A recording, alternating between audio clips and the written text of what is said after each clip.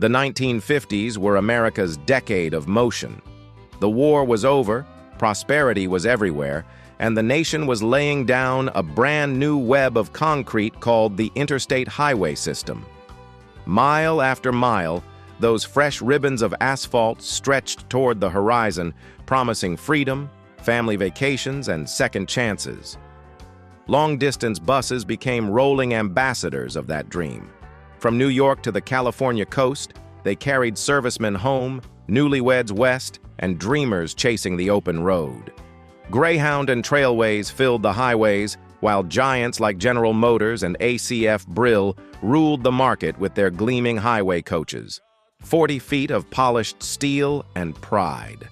Americans packed the kids, grabbed a ticket, and watched their country unfold through wide panoramic windows. The road was America's new frontier, and the bus was its faithful companion.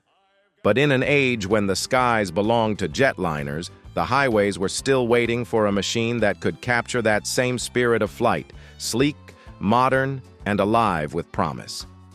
Deep in the quiet town of Loudonville, Ohio, a small workshop was founded in 1913 with a curious name, the Flxible Company. The missing E wasn't a mistake, it was a trademark choice, but it soon came to represent the company's greatest strength, flexibility. For decades, Flxible built elegant ambulances, limousines, and funeral coaches, each crafted with a level of precision that rivaled far larger manufacturers.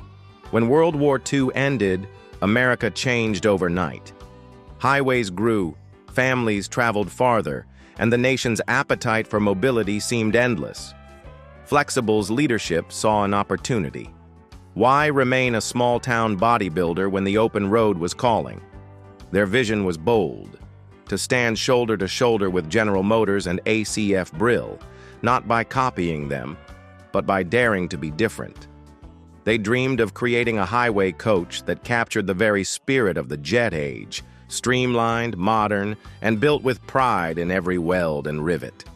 By 1950, Flxible was ready to take its biggest leap yet. Building on the success of its post-war Clipper line, 1946 to 49, the company unveiled a brand new design that would redefine what an American coach could be. Taller, wider, and smoother than anything that had come before, this new model wasn't built merely to carry passengers.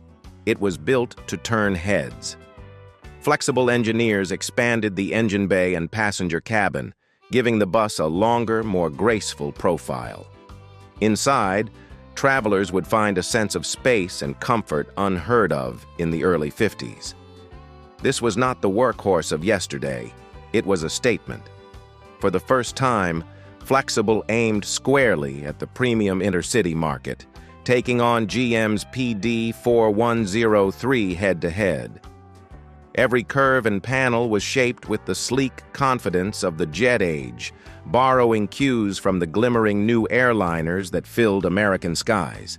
They called it the Visicoach, a name born from vision and coach.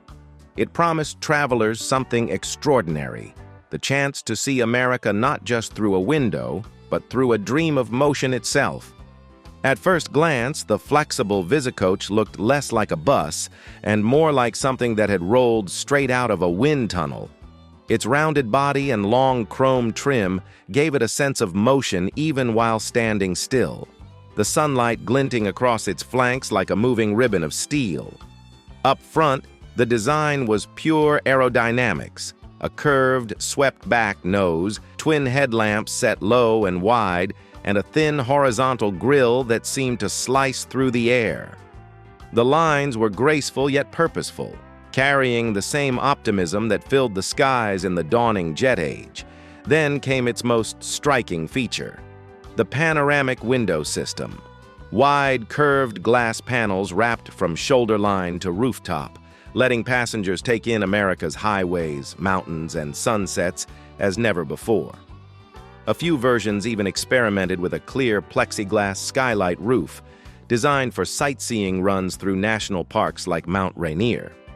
But under the blazing summer sun, interior temperatures soared past 120 degrees Fahrenheit, and the idea was soon dropped. Still, that bold glass canopy captured the imagination.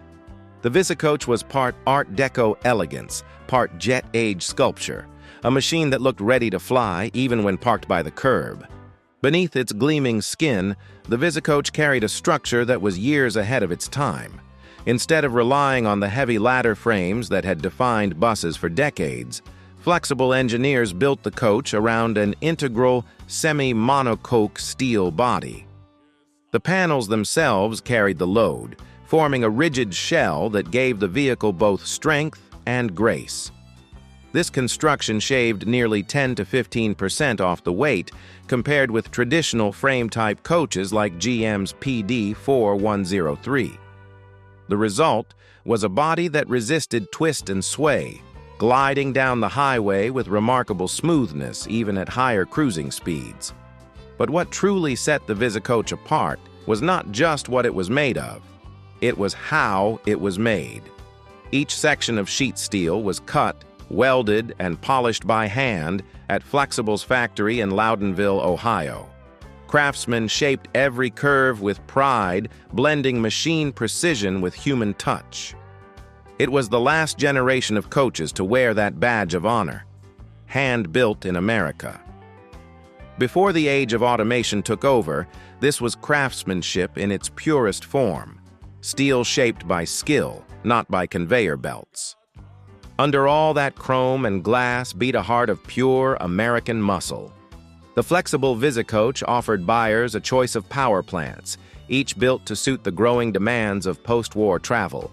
The first was the Hall-Scott 190, a massive 707 cubic inch gasoline inline six that delivered around 190 horsepower, smooth, reliable, and familiar to operators who valued simplicity. For those seeking torque and economy, Flxible offered the Cummins HB600, a rugged diesel straight six displacing 855 cubic inches and producing roughly 200 to 220 horsepower. Both engines were paired with a Fuller or Spicer 5-speed manual gearbox, sending power to the rear axle with a reassuring hum.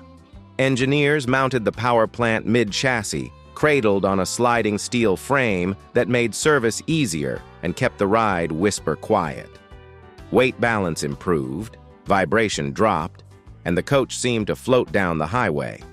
At cruising speeds of 55 to 60 miles per hour, passengers described the sensation as gliding like an airplane.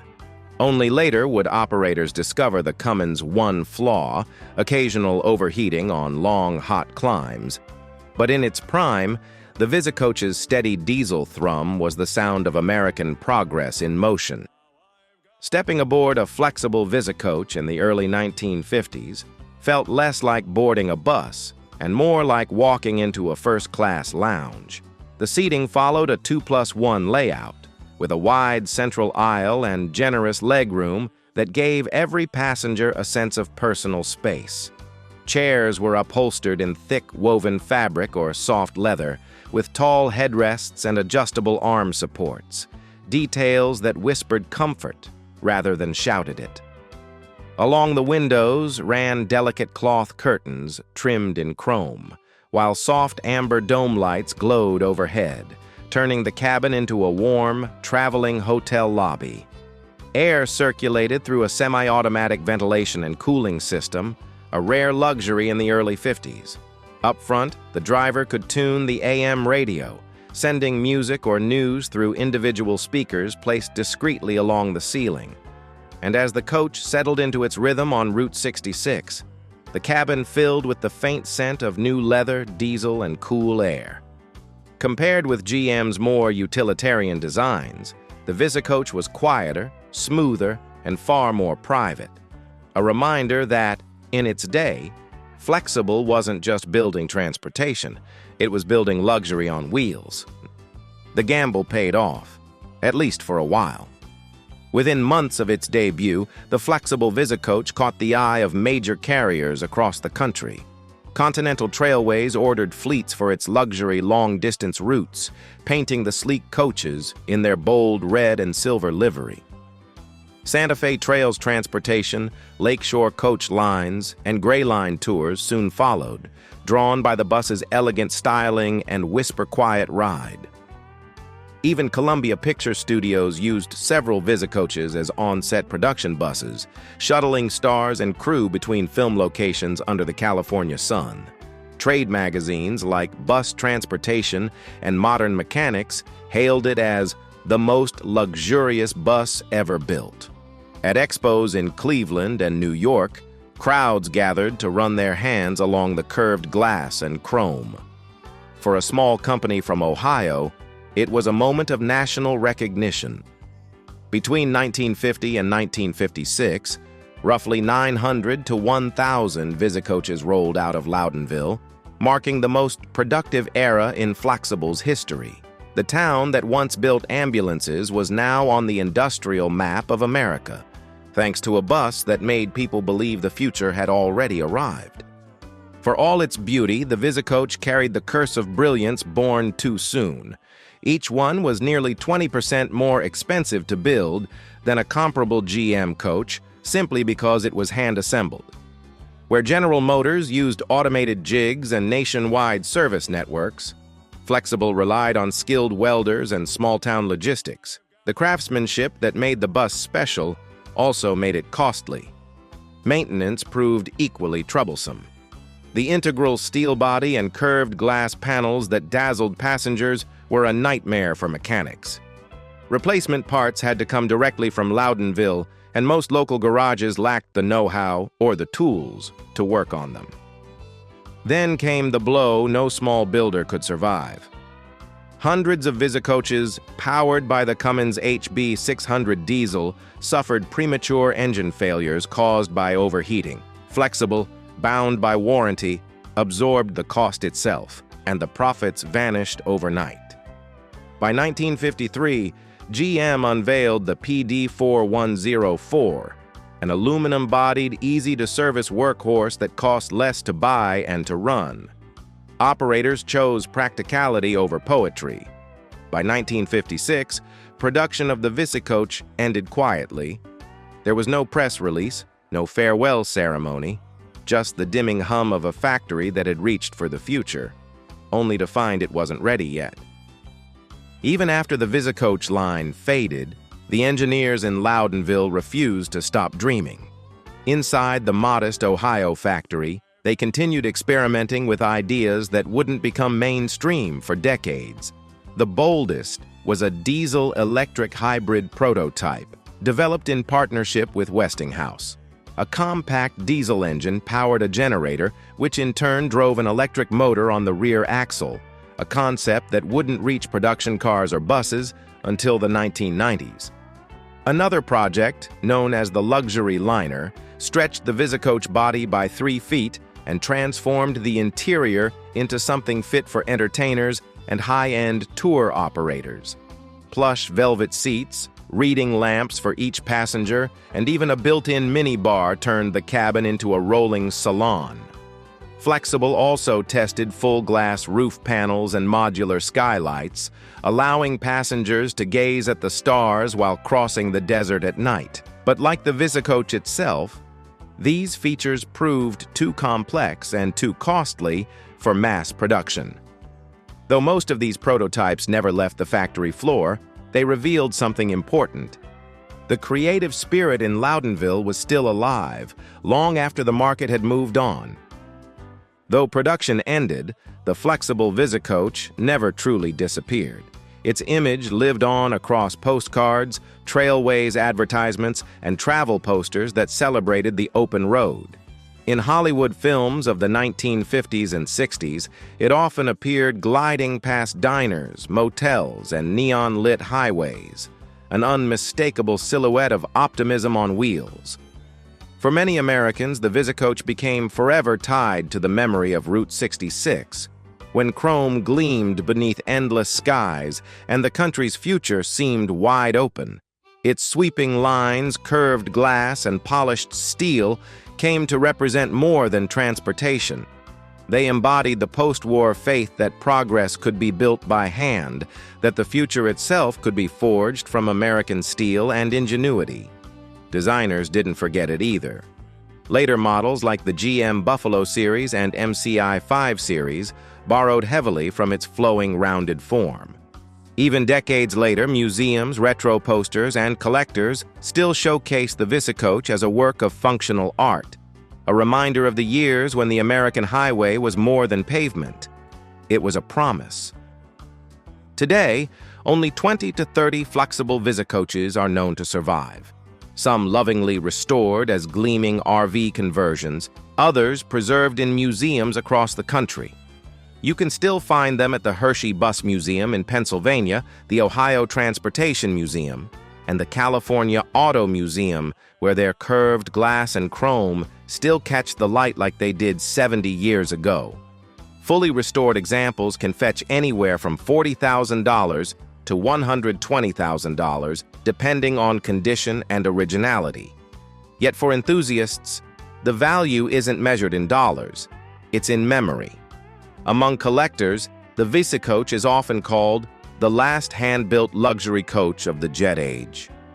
Not every dream lasts forever, but some remind us of who we were, of a time when America believed the future could be built from steel, glass, and pride. The Visicoach remains one of those dreams, still rolling quietly through history. Do you remember the sound of a Flxible engine idling in the morning air? Share your memories below and help keep this spirit alive for the next generation of road dreamers.